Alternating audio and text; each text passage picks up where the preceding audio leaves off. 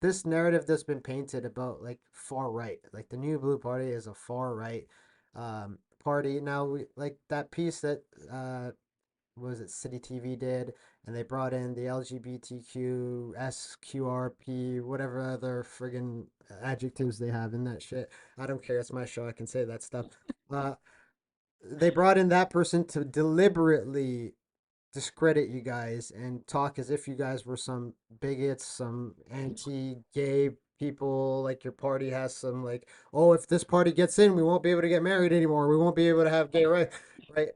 How do you guys kind of break that narrative? Because like you said, like the mainstream media doesn't cover you, so it's hard to kind of put it out there and kind of show people that that's bullshit, right?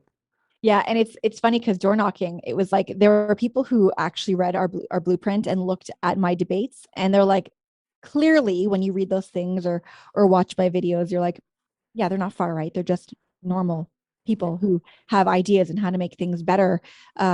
And we're very anti-discrimination, clearly. yeah, Um, and then there were others that I'd knock on their door, and this one woman was like, "Oh, you're that far right party." Like she literally said that, and I stopped and I'm like, well, "What do you mean?" And she's like, "Well, I heard in the news." I'm like, "What'd you hear?" Right? And you just keep asking questions, and she's yeah. like, "Well, I heard that you guys are racist," and I'm like, "My dad's part black." And she's like, "Oh," and I'm like, "What makes us racist?" And she goes, "Bill 67." And I'm like, "You know what Bill 67 is about, right?" So I broke it down for her, and she's like, "Oh." So she took a step back, and she's like, "Well, what about like the anti-vaccine stuff?" I'm like, "Well, why am I anti-vaccine?" And then she started to talk about how she heard that I was telling people not to get vaccinated. I'm like, "I've never said that." Yeah. And so then I had to break it down again. And so there are people who, like you said, who will watch the mainstream media and just like eat it for breakfast. They believe every word of it. But when you actually talk to these people and they realize that you are a reasonable human being who have reasons for the arguments that you're making, then they take a step back. And I don't think she voted for me. Yeah. But it definitely, you could see like her facial expression and her body language completely changed after we spoke.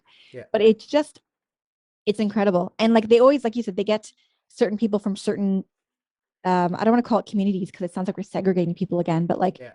someone who is from that from the LG. Let's call it what it is, a woke person.